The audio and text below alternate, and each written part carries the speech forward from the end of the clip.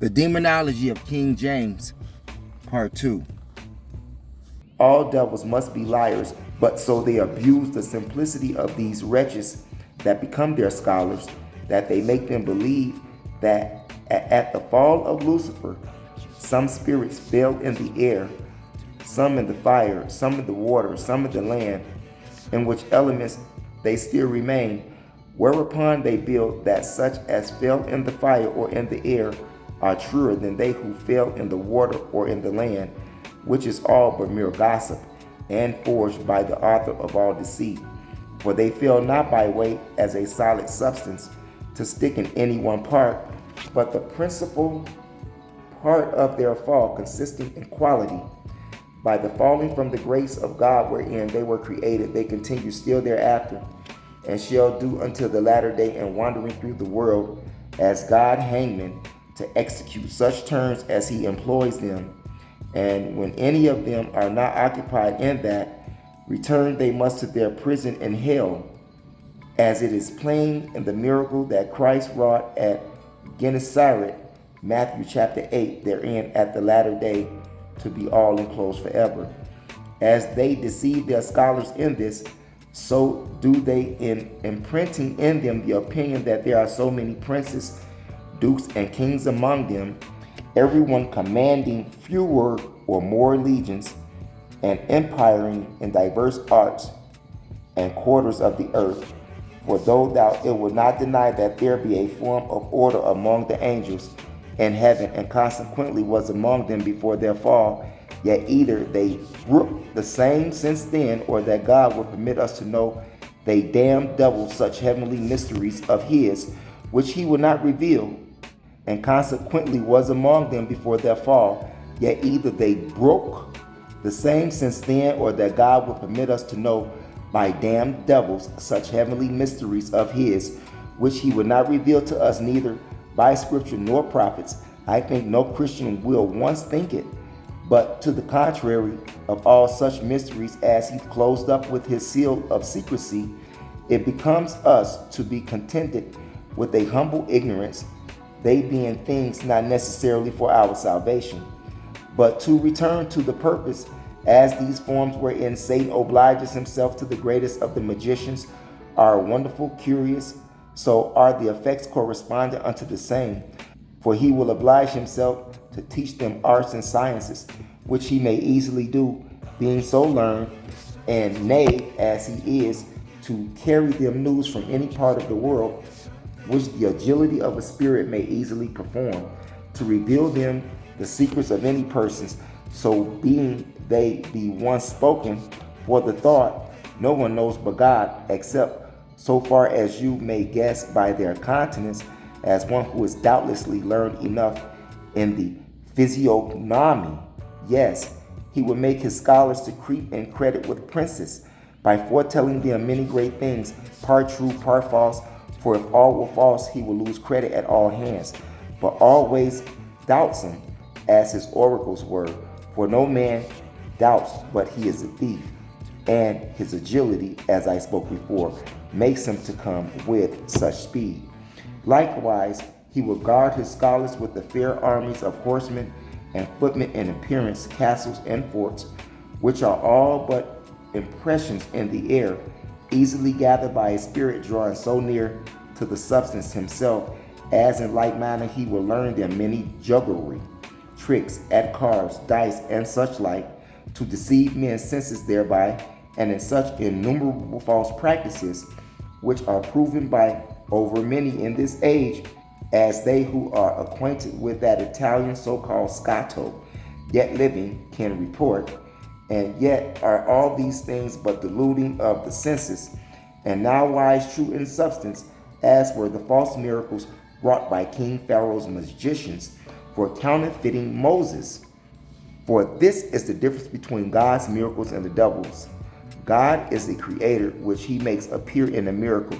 It is so in effect, as Moses' rod being cast down was no doubt turned into a natural serpent, whereas the devil's, as God's aid, counterfeiting that by his magicians made their wands to appear so, only to men outward senses, as shown in effect by their being devoured by the other. So it is no wonder that the devil may delude our senses, since we see by common proof that simple jugglers will make 100 things seem both to our eyes and ears otherwise than they are. Now, as to the magician part of the contract, it is in a word that thing which I said before, the devil hunts for in all men. Surely you have said much for me in this art. If all that you have said be true as wonderful, for the truth in these actions, it will easily confirm to any that pleases to take pains upon the reading of diverse authentic histories and inquiring of daily experiences, and as for the truth of their possibility that they may be and in what manner, I trust I have alleged nothing whereunto I have not joined such probable reasons as I leave to your discretion to weigh and consider. One word only I omitted concerning the form of making of this contract, which is either written in the magician's own blood or else being agreed upon in terms, his schoolmaster touches him in some part, though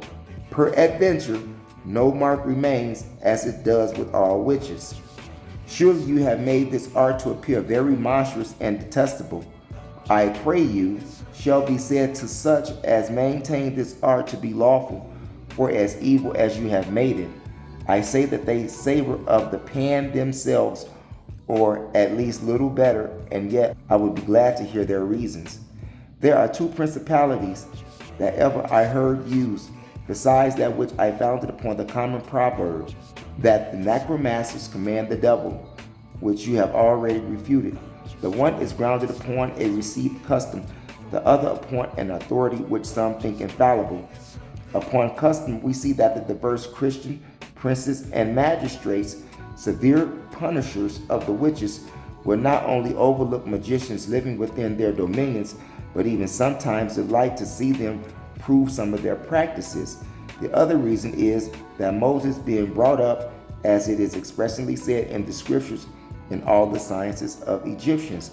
whereof no doubt this was one of the principles, and he, notwithstanding of this art, pleasing God as he did, consequently that art professed by so godly a man could not be unlawful.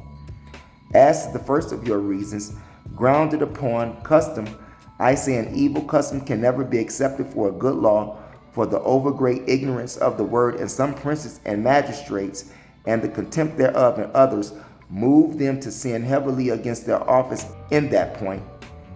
As to the other reason, which seems to be greater weight, if it were formed in a syllogism, it behooves to be in many terms and full of fallacies to speak in terms of logic. For first, that the great proposition affirming Moses to be taught in all the sciences of the Egyptians should give cause to conclude that he was taught in magic. I see no necessity, for we must understand that the Spirit of God there, speaking of sciences, understands them that are lawful, for except they be lawful, they are but abusively called sciences, and are but ignorances indeed. Non homo pictus non este homo. Secondly, giving that he had been taught in it, there is great difference between knowledge and practicing of a thing, as I said before. For God knows all things, being always good, and of our sin and our infirmity proceeds our ignorance. Thirdly, giving that he had both studied and practiced the same, which no less than monstrous to be believed by any Christian, yet we know well enough that before that ever the Spirit of God began to call Moses, he was fled out of Egypt, being 40 years of age, due to the slaughter of an Egyptian, and in his good father's Jethro's land, first called at the fiery bush, having remained there another 40 years in exile. So that supposed to have been the wickedest man in the world before, he then became a changed and regenerated man, and very little of the old Moses remained in him. Abraham was an idolater in Ur of the Chaldeans before he was called, and Paul, being called Saul,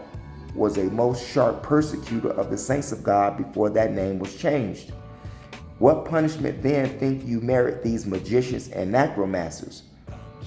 The like, no doubt, the sorcerers and witches merit, and rather so much greater, as their error proceeds of the greater knowledge and so draws nearer to the sin against the Holy Ghost. And as I say of them, so I say the like of all such: consult, inquire, entertain, and oversee them, which is seen by the miserable ends of many that ask counsel of them. For the devil has never better tidings to tell of any than he told to Saul, neither is it lawful to use so unlawful instruments, were it ever for so good of a purpose. For that axiom in theology is most certain and infallible. Now, since you have satisfied me now so fully concerning magic or necromancy, I pray you to do the like in sorcery or witchcraft. That field is likewise very large, and although in the mouths and pens of many, yet few know the truth thereof so well as they believe themselves, as I shall so briefly as I can make you, God willing, as easy to perceive. But I pray you, before you go further, let me interrupt you here with a short digression, which is that many can scarcely believe that there is such a thing as witchcraft, whose reasons I will briefly allege unto you, that you may satisfy me as well in that as you have done in the rest. But I pray you, before you go further, let me interpret you here with a short digression, which is that many can scarcely believe that there is such a thing as witchcraft, whose reasons I will briefly allege unto you, that you may satisfy me as well in that as you have done in the rest. For first, whereas the scripture seems to prove witchcraft to be by diverse examples, and especially by sundry of the same which you have alleged, it is thought by some that these places speak of magicians and necromancers only, and not of witches, as in special these wise men of Pharaoh that counterfeited Moses' miracle were magicians, say they, and not witches. And likewise that Pythonus that Saul consulted with, and so was Simon Magus in the New Testament, as the very styling imports. Secondly, you would oppose the daily practice and confessions of so many that is thought likewise to be very melancholy imaginations of simple raving creatures. Thirdly, if witches have such power of witching of folks to death as they say they have, there had been none left alive along since the world but they, at least no good or godly person of whatsoever estate could have escaped their dilvery. Your three reasons, as I take, are grounded, the first of them upon scripture, the second affirmative upon psychic, and the third upon the certain proof of existence. As to your first, it is most true, indeed, that all these wise men of Pharaoh were magicians of art, and likewise it appears well that Pythonus, with whom Saul consulted, was of the same profession, and so was Simon Magus. But you omitted to speak of the law of God, wherein all magicians, diviners, enchanters, sorcerers, witches, and whatsoever of that kind that consult with the devil plainly prohibited, and the like threatened against. And besides that, she who had the spirit of the python in the Acts, whose spirit was put to silence by the apostle, Acts chapter 16, could be no other thing but a very sorcerer or witch. If you admit the vulgar distinction to be in a manner true, whereof I spoke in the beginning of our conference, for that spirit whereby she acquired such gain to her master was not at her raising or commanding as she pleased to appoint, but spoke by her tongue, as well publicly and privately, whereby she seemed to draw nearer to the sort of domaniacs or possessed, if that conjunction between them had not been of her own consent, as it appeared by her not being tormented therewith, and by her acquiring of such gain to her masters, as I've already said.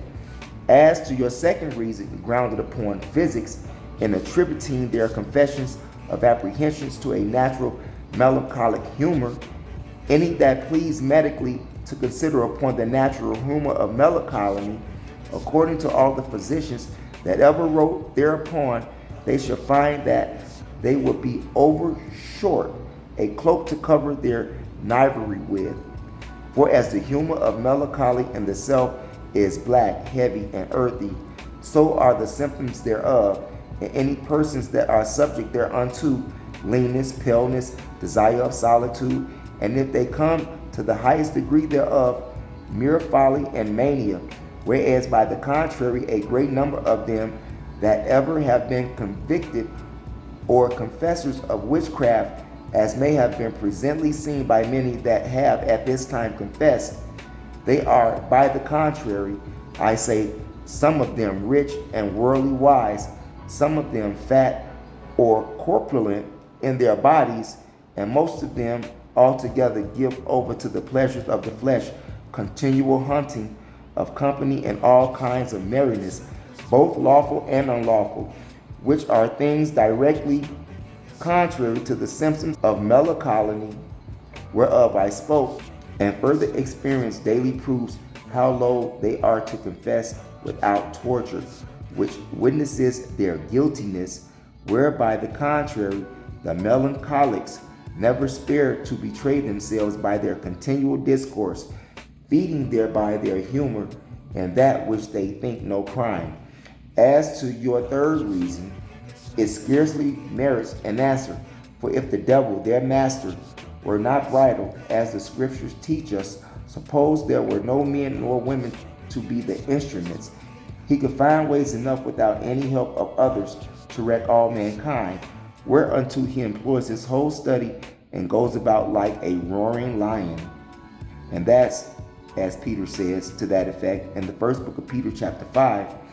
but the limits of his power were set down before the foundations of the world were laid, which he had not power in the least jot to transgress. But besides all this, there is overgreat a certainty to prove that they are witches,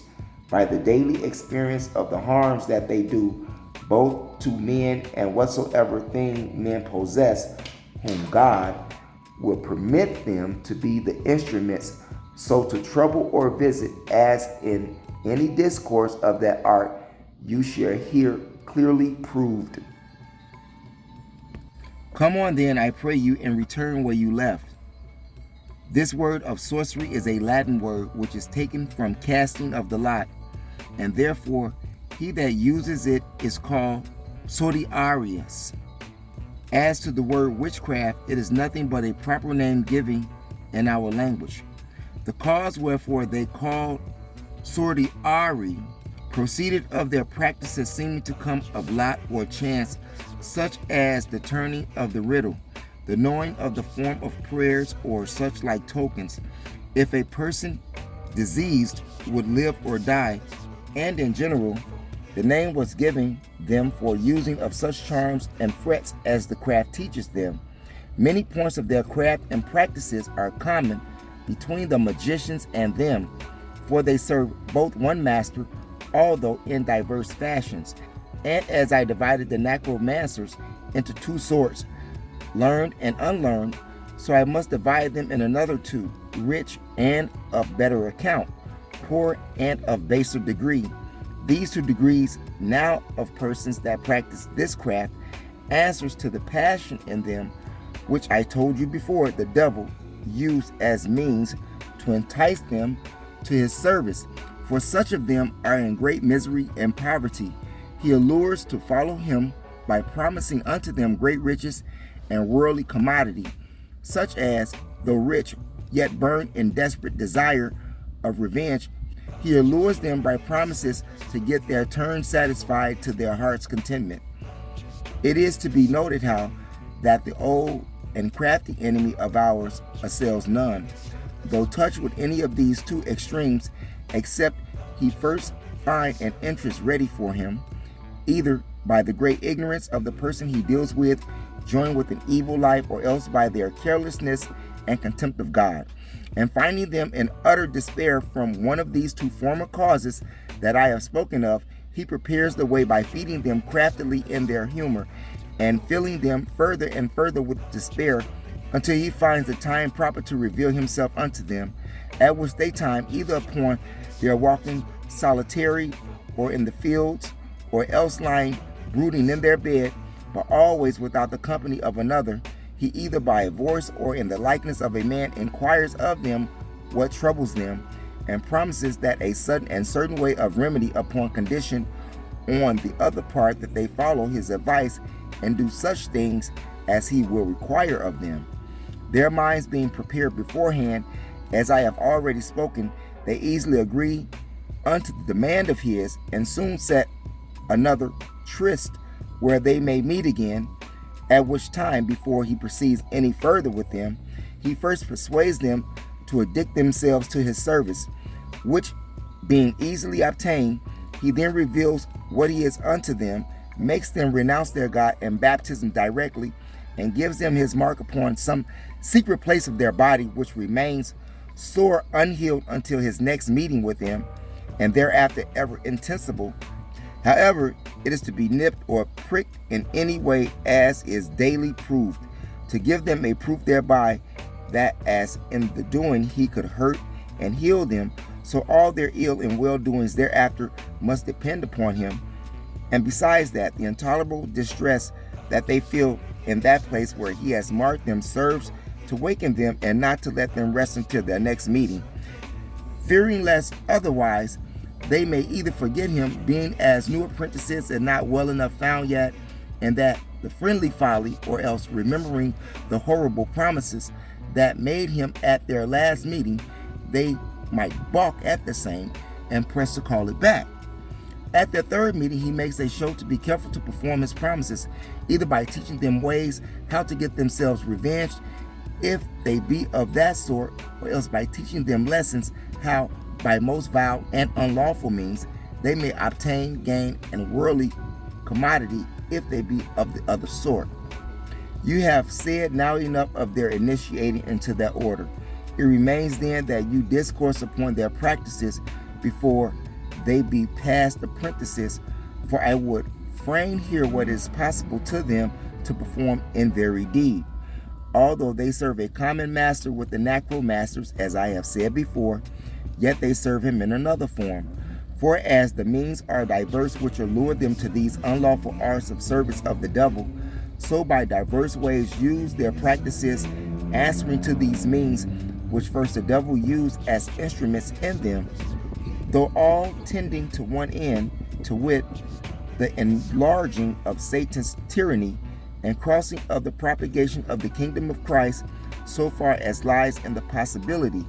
either of the one or other sort, or of the devil their master. For where the magicians, as allured by curiosity, in the most part of their practices, seek principally the satisfying of the same, and to win themselves a popular honor of estimation, these witches on the other part, being enticed either for the desire for revenge or for worldly riches, their whole practice is either to hurt men and their goods or what they possess, for satisfying of their cruel minds in the former, or else by the wreck in whatsoever sort of any whom God will permit them to have power of, to satisfy their greedy desire in the last point. In two parts their actions may be divided, the actions of their own persons and the actions proceeding from them towards any other. And this division being well understood, will easily resolve for you what is possible to them to do. For although all that they confess is no lie upon their part, yet doubtlessly, in my opinion, a part of it is not indeed according as they take it to be, and in this I mean by the actions of their own persons. For as I have before, speaking of magic, that the devil deludes the senses of these scholars of his many things, so I say like these of these witches. Then I pray you first to speak of that part of their own persons, and then you may come next to their actions toward others, to the effect that they may perform such services of their false master as he employs them in. The devil as God's aid counterfeits in his service this service, and forms adoration that God prescribed and made his servants to practice. For as the servants of God publicly convene for serving of him, so makes him in great numbers to convene, though publicly they dare not, for his service. As none convenes to the adoration and worshiping of God except they be marked with his seal, the sacrament of baptism, so none serve Satan and convenes to the adorning of him that are not marked with that mark, whereof I already spoke. As the minister sent by God teaches plainly at the time of their public conventions how to serve him in spirit and truth, so that unclean spirit in his own person teaches his disciples at the time of their convening how to work all kinds of mischiefs, and craves accountings of their horrible, detestable proceeding past for advancement of his service, yea, that he may the more vilely counterfeit and scorn God.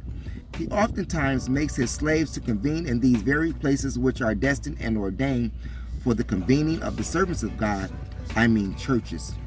But this far, which I have yet said, I not only take it to be true in their opinions, but even so to be indeed. For the form that he used in counterfeiting God among the pagans makes me so to think, as God spoke by his oracles, spoke he not so by his? As God as well by bloody sacrifices, as others without blood, had not he like this? Had not he the like? As God had churches sanctified to his service with altars, priests, sacrifices, ceremonies, and prayers, had he not like the polluted to his service? As God gave responses to Urim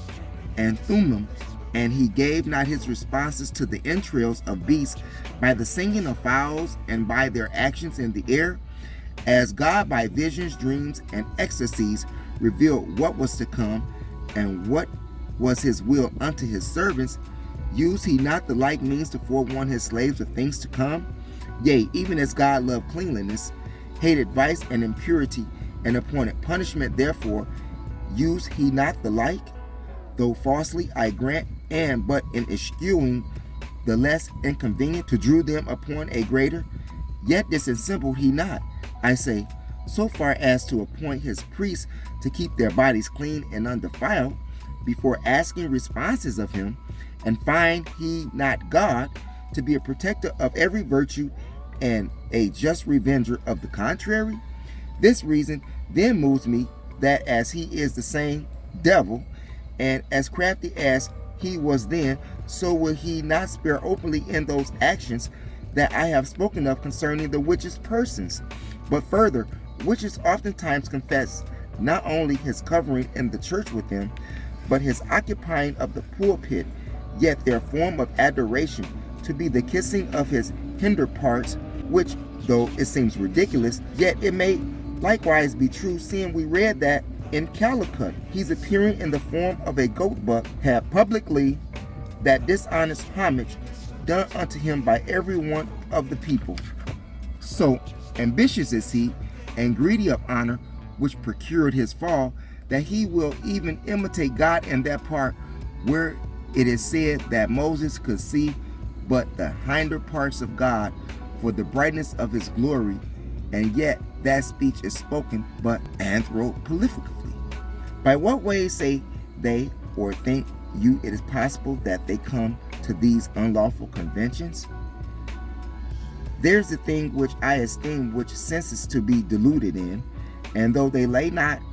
in confessing of it, because they think it to be true, yet not to be so in substance or effect, for they say that by diverse means they may convene,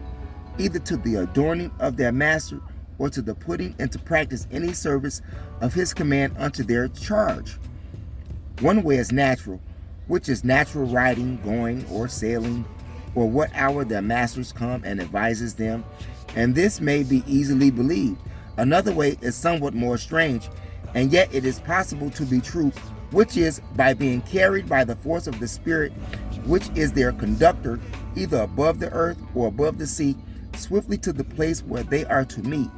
which I am persuaded to be likewise possible in respect to Habakkuk, was carried by an angel in that form to the den where Daniel lay. Apocrypha of Baal and the dragon. So think I, the devil will be ready to imitate God as well in that as in other things, which is more possible to him to do, being a spirit, than to a mighty wind, being but a natural event, to transport from one place to another a solid body, as in commonly and daily seen in practice, but in this violent form they cannot be carried but a short bounds, agreeing with the space that they may retain their breath, for if it were longer, their breath could not remain unextinguished, their bodies being carried in such a violent and forcible manner, as by example, if one fall off a small height, his life is but in peril, according to the hard or soft landing, but if one fall from a high and steep rock, his breath will be forcibly banished from the body where he can win to the earth, as it is often seen by experience. And in this transporting, they say to themselves that they are invisible to any other, except among themselves, which may also be possible in my opinion, for if the devil may form what kind of impression he pleases in the air, as I have said before, speaking of magic, why may he not far easier thicken and obscure so the air that is next above them by contracting is close together, that the beams of any other man's eye cannot pierce through the same to see them? But the third way of their coming to the conventions is that wherein I think them deluded, for some of them say that the beginning transformed into the likeness of a little beast or fowl, they will come and pierce through whatsoever house or church, through all ordinary passages, be closed by whatsoever opening the air may enter in at. And some say that their bodies lying still, as in ecstasy, their spirits will be ravished out of their bodies and carried to such places, and for verifying thereof will give evident tokens as well by witnesses that have seen their bodies lying senseless in the meantime, as by naming persons with whom they meet and giving tokens what purpose was among them, whom otherwise they could not have known. For this form of journeying then affirmed to use the most when they are transported from one country to another. Surely I long to hear your opinions of this, for they are like old wives' tattles about the fire. The reasons they move me to think that these are mere illusions are these. First, for them they are transported in likeness of beasts or fowls, can enter through so narrow passages, although I may easily believe that the devil could by his workmanship upon the air make them appear to be in such forms either to themselves or to others. Yet how can he contract a solid body within so little room? I think it is directly contrary to itself, for to be made so little and yet not diminished, to be so tightly drawn together and yet feel no pain.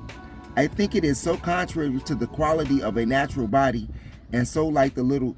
transubstantial God in the papist mass, that I can never believe it. So to have a quantity is so prosper to a solid body, that as all philosophers conclude, it cannot be any more without one than a spirit can have one. For when Peter came out of the prison and the doors all locked, Acts 12, it was not by any contracting of his body in so little room, but by the giving place of the door, though unspied by the jailers. And yet there is no comparison when this is done between the power of God and of the devil. As the form of ecstasy and spiritual transporting, it is certain that the soul going out of the body is the only definition of natural death, and who are once dead, God forbid we would think that it should lie in the power of all of the devils in hell to restore them to their life again, although he can put his own spirit in a dead body, which the necromasters commonly practice, as you have heard, for that is the office properly belonging to God. And besides that, the soul once parted from the body cannot wander any longer in the world, but to the one resting place must it go immediately, abiding the conjunction of the body again at the latter day. And what Christ or the prophets did miraculously, in this case, it cannot, in any Christian man's opinion, be made common with the devil.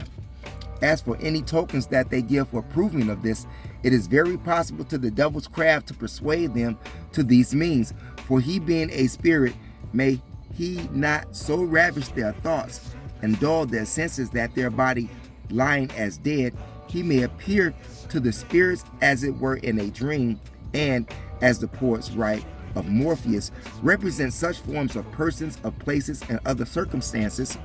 as he pleases to delude them with. Yea, that he may deceive them with the greater efficacy,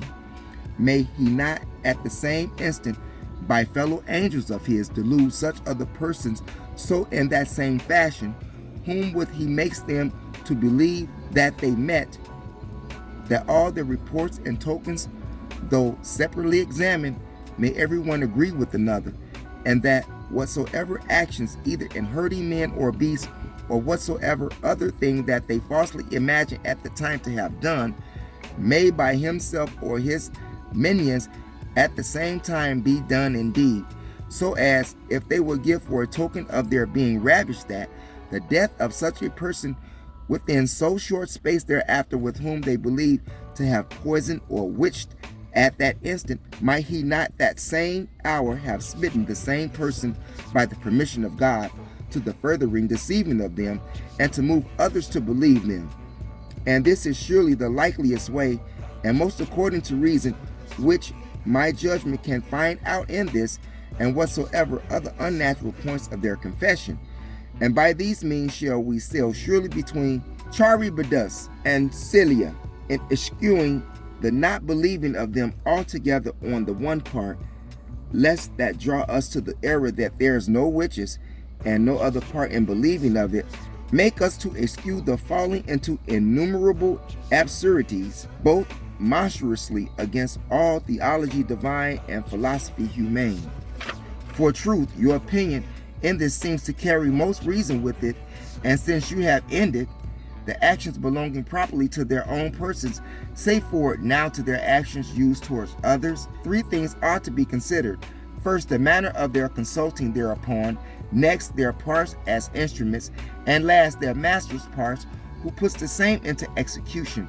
As to their consultations thereupon, they use them oftenest in the churches where they convene for adoring, and at that time their master inquiring them at that they would be at,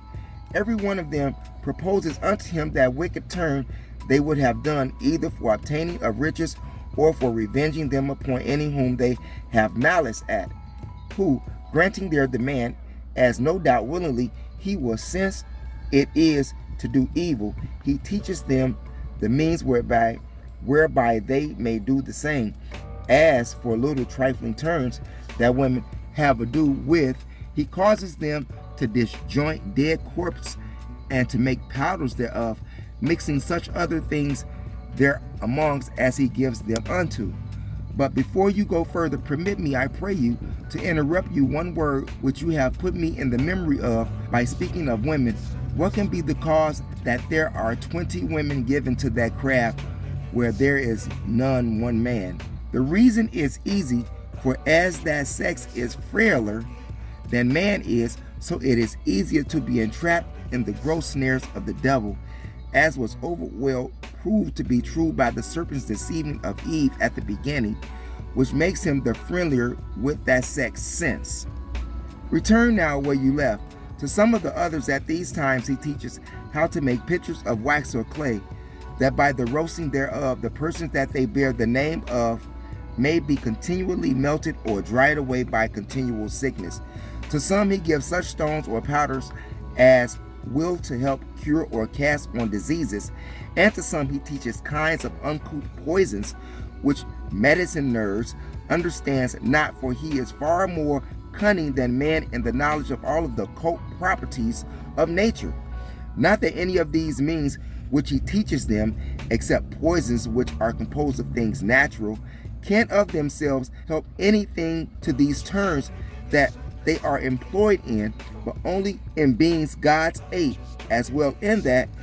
as in all other things, even as by God his sacraments, which are earthly of themselves, works a heavenly effect, though no wise by any cooperation in them, and as Christ by clay and spittle wrought together opened the eyes of the blind man in John chapter 9, suppose there was no virtue in that which he outwardly applied. So the devil will have his own outward means to be shows, as it were, of his doing, which have no part of cooperation in his terms with him. How far that ever the ignorant be abused in the contrary. As to the effects of these two former parts, to wit, the consultations and the outward means. They are so wonderful as I dare to allege any of them, without joining a sufficient reason of the possibility thereof. For leaving all of the small trifles among wives, and to speak of the principal points of their craft for the common trifles thereof, they can do without converting well enough by themselves. These principal points, I say, are these. They can make men or women to love or hate each other, which may be possible to the devil to the effect, seeing he in a subtle spirit knows well enough how to persuade the corrupted affection of them whom God will permit him to deal with. They can lay the sickness upon one another, which likewise is very possible unto him, for since by God's permission he laid sickness upon Job,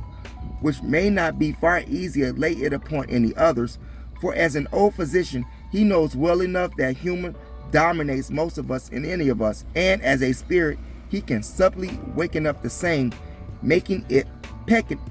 or to abound, as he thinks meet for troubling us, when God will permit him. And for the taking off of it, no doubt he would be glad to relieve such of present pain as he may think by these means to persuade to be caught in his everlasting snares and fetters. They can be bewitched and take the life of men or women by roasting of pictures, as I spoke before, which likewise is very possible to their master to perform. For although, as I've said before, the instrument of wax has no virtue in that turn doing, yet may he not very well, even by the same measure that its conjured slaves melt that wax at the fire, may he not, I say, at the same times, subtly as a spirit, so weaken and scatter the spirits of life of that patient, as may take him on the one part for faintness to swear out the humor of his body, and on the other part, for that not concurrence of these spirits which causes digestion, so debilitate his stomach that his humor radical continually sweating out on one part, and no new good suck being put in the place of thereof, for lack of digestion on the other, and he at last shall vanish away, even as his picture will do at the fire. And that knavish and cunning workman, by troubling him only at sometimes, make a proportion so near between the working of the one and the other, that both shall end as it were at one time. They can raise storms and tempests in the air, either upon the sea or land, through, though not universally, but in such a particular place and prescribed bounds as God will permit them so to trouble, which likewise is very easy to be concerned from any other natural tempests that are meteors, in respect of the sudden and violent raisings thereof, together with the short enduring of the same. And this is likewise very possible to be their master to do, he having such affinity with the air as being a spirit, and having such power of the forming and moving thereof, as you have heard me already declare, that styling of the prince of air is given unto him. Ephesians chapter 2. They can make folks to become frantic or maniac, which likewise is very possible to their master to do, since they are but natural sicknesses. And so he lays on these kinds, as well as many others. They can make spirits either to follow and trouble persons, or hunt certain houses, and to fright oftentimes the inhabitants, and have been unknown to be done by our witches at this time. And likewise they can make some to be possessed with spirits, and so to become very demons. And at this sort it is very possible likewise that the devil their master to do, since he may easily send down his own angels to trouble in what form he pleases any whom God will permit him to use. But will God permit these wicked instruments by the power of the devil their master to trouble by any of these means any that believes in him? No doubt, for there are three kinds of folks whom God will permit to be tempted or troubled: the wicked for their horrible sins, to punish them in the like measure; the godly that are sleeping in any great sin or infirmities and weakness in faith, to waken them up the faster by such an uncouth form; and even some of the best, that their patience may be tried before the world, as Job was. For why may not God use any kind of extraordinary punishment when it pleases him, as well as the ordinary rods of sickness or other adversities? Who then may be free from these devilish practices? No man ought to presume so far as to the promise of any impunity to himself, for God hath before all beginnings preordained all well the particular source of plagues as of benefits for every man, which in their own time he ordains them to be visited with. And yet ought we not to be the more afraid of that, of anything that the devil and his wicked instruments can do against us? For we daily fight against the devil in 100 other ways, and therefore as a violent captain fears no more being at the combat, nor stays for his purpose for the rummishing shot of a cannon, nor the small clack of a pistol, suppose he be not certain what may light upon him. Even so we ought boldly to go forward in fighting against the devil without any greater terror for his rarest weapons than for the ordinary whereof we have daily the proof. It is not lawful then, by the help of some other witches, to cure the disease that is cast on by the craft. No wise lawful, for I give you the reason thereof in the axiom of the theology, which was the last word I spoke of magic. How then may these diseases be lawfully cured? Only by the earnest prayer to God, by amendment of their lives, and by the sharply pursuing everyone according to his calling of these instruments of Satan, whose punishment to the death would be a salutary sacrifice in the patient, for the patient. And this is not only the lawful way, but likewise the most sure, for by the devil's means can never the devil be cast out, Mark 3, as Christ says. And when such a cure is used, it may be well served for a short time, but at the last it will doubtlessly tend to the utter perdition of the patient, both in body and soul.